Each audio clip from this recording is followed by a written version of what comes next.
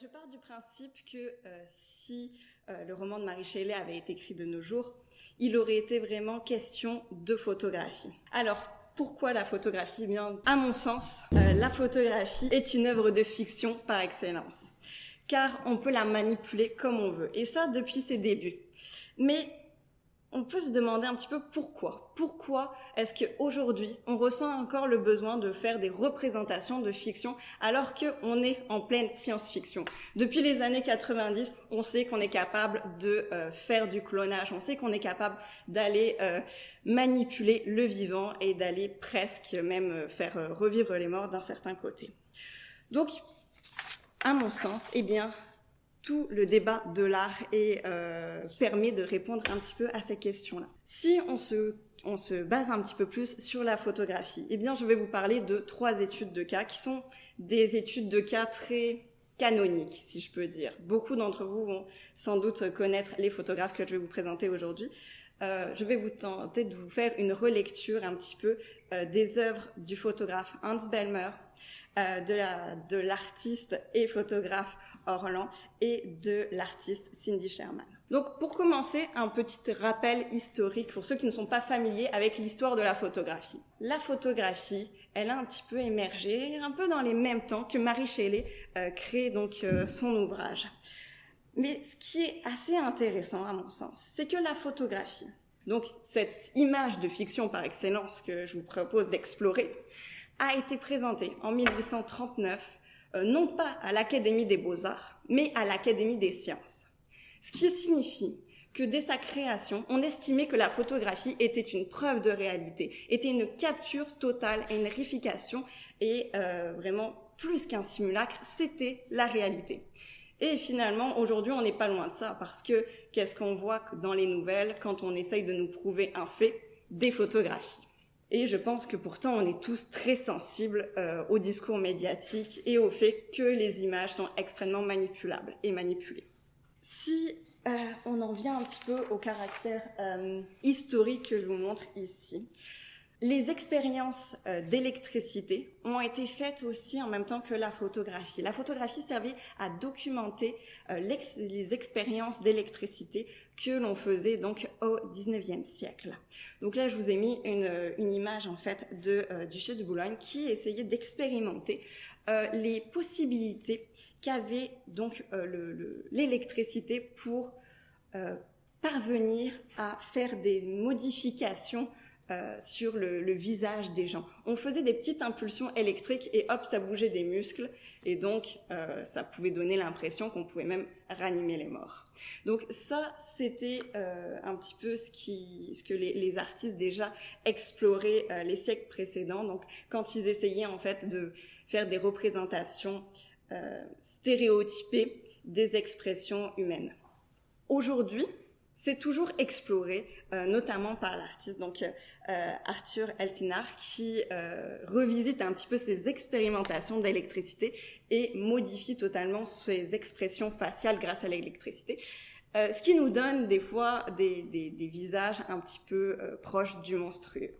Et quand on parle de monstrueux, je ne peux que vous parler de Hans Bellmer. Hans Bellmer, c'est un artiste qui est très important en fait quand on s'intéresse un petit peu à l'histoire de la photographie et à l'histoire un petit peu des représentations qui transforment la figure humaine en des objets, si je peux dire, très érotiques, très chargés pour tout ce qui est attrait donc à la représentation féminine. Ce qui m'intéresse ici chez Hans Bellmer, c'est ces représentations de sa fameuse poupée. Donc vous le voyez, des représentations extrêmement monstrueuses du corps féminin qu'on peut manipuler, qu'on peut resculpter, qu'on peut refabriquer dans tous les sens.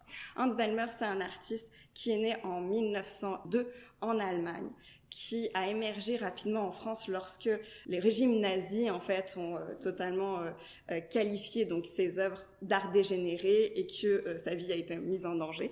Donc il immigre en France et là en fait les surréalistes l'accueillent les bras ouverts. Il fait plusieurs publications avec eux. Les surréalistes trouvent que dans ses œuvres en fait il y a tout un potentiel très poétique du corps féminin et de la représentation du corps. Donc c'est assez intéressant de voir que là, le monstrueux devient une espèce d'idéal fantasmé, une espèce d'imaginaire de la représentation du féminin. Par la suite, cet fameux fantasme va être extrêmement critiqué dans les années 70 par multiples artistes féministes. Mais avant cela, en 1960, on est en pleine guerre spatiale, si je peux dire, où on a l'URSS et les États-Unis qui se battent pour essayer de savoir qui va être le premier à envoyer un homme sur la Lune. Puis par la suite, qui va être le premier à envoyer une femme sur la Lune. D'ailleurs, si ce sont des thématiques qui vous intéressent, c'est assez intéressant de voir comment les deux pays en fait traitent de la question du genre et de cette rivalité dans le domaine spatial en pleine guerre froide. Mais si on en revient un peu plus au sujet, donc on est en pleine guerre froide, en pleine rivalité entre deux continents et entre deux idéologies par rapport au genre, mais aussi par rapport au corps humain. C'est à ce moment-là que paraît l'article Cyborg and Spaces, et qui théorise un petit peu qu'est-ce que c'est que le cyborg. Et donc là, on a des études qui vont porter sur à la fois ces utopies et ces dystopies de la modification du vivant pour parvenir à créer un être humain qui pourrait respirer dans l'espace sans combinaison spatiale. Extrêmement avant-gardiste.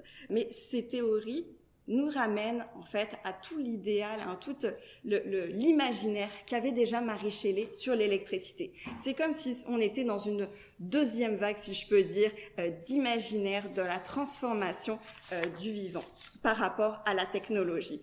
Et là, donc, les artistes ont vraiment multiplié les créations extrêmement intéressantes à ce moment-là. Et plusieurs artistes, notamment Orlan, vont voir dans ces possibilités qu'offre tout ce qui est en rapport avec la cybernétique, donc comme potentiel en fait de libération pour le corps féminin.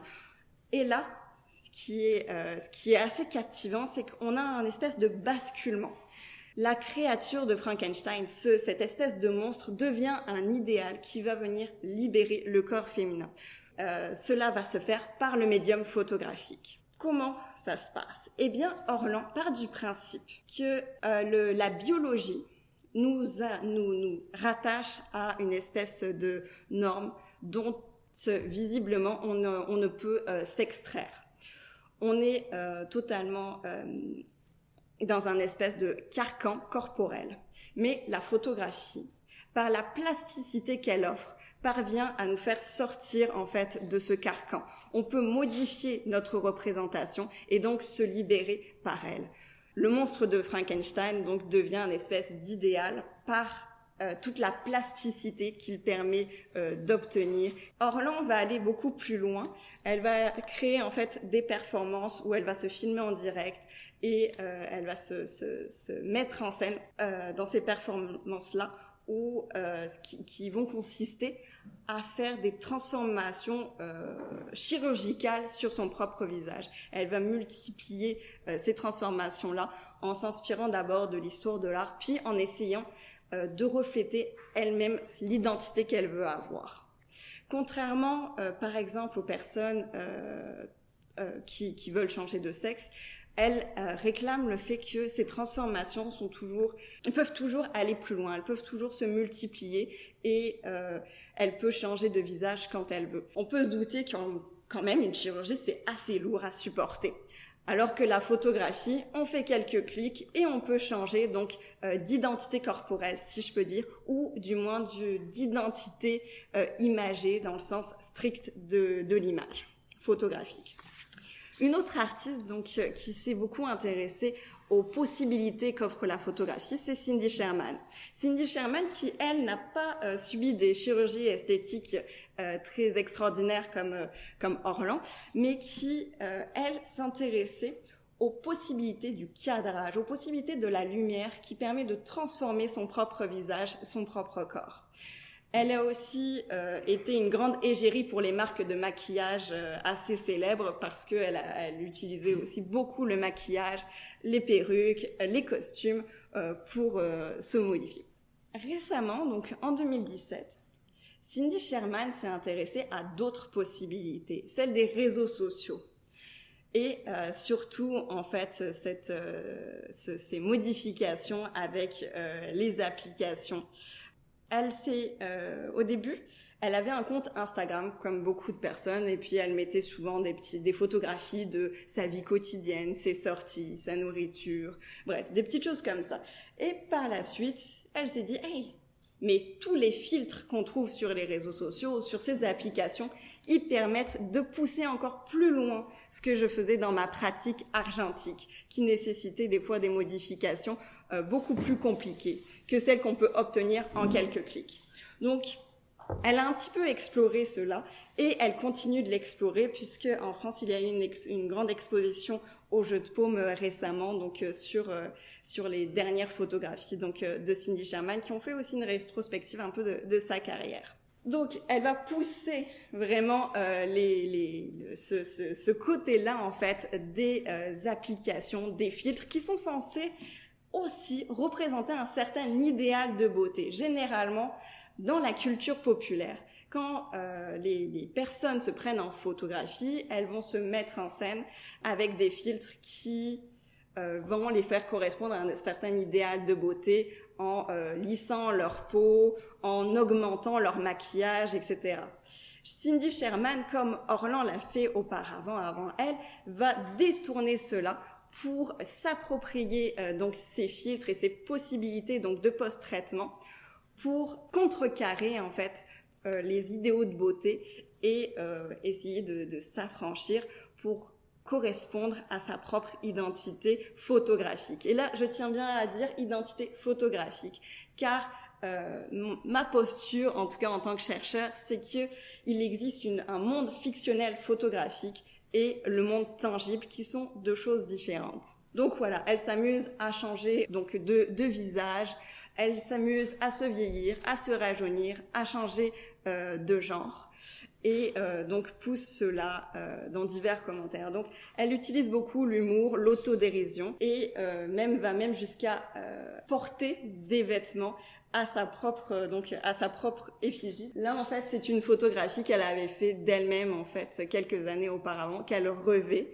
Donc elle fait une sorte de mise en abîme et donc on pourrait dire presque qu'elle s'hybride à elle-même. Ce qui est assez intéressant dans la culture populaire, c'est les possibilités extrêmement faciles qu'offrent donc les applications pour transformer son propre visage, mais aussi maintenant beaucoup de personnes peuvent se servir de Photoshop. On regarde un tutoriel sur YouTube et puis en quelques heures vous savez faire des transformations exceptionnelles. Mais on a aussi encore des sortes de présentations beaucoup plus brutes, de personnes qui s'amusent à se faire des tests en s'hybridant à la technologie, ou encore des applications extrêmement qui vont faire cela de manière extrêmement grotesque en proposant de s'hybrider à des animaux. Car Frankenstein est aussi un hybride donc entre êtres humains mais aussi entre animaux. Donc qu'est-ce que ça apporte de se mélanger à un animal?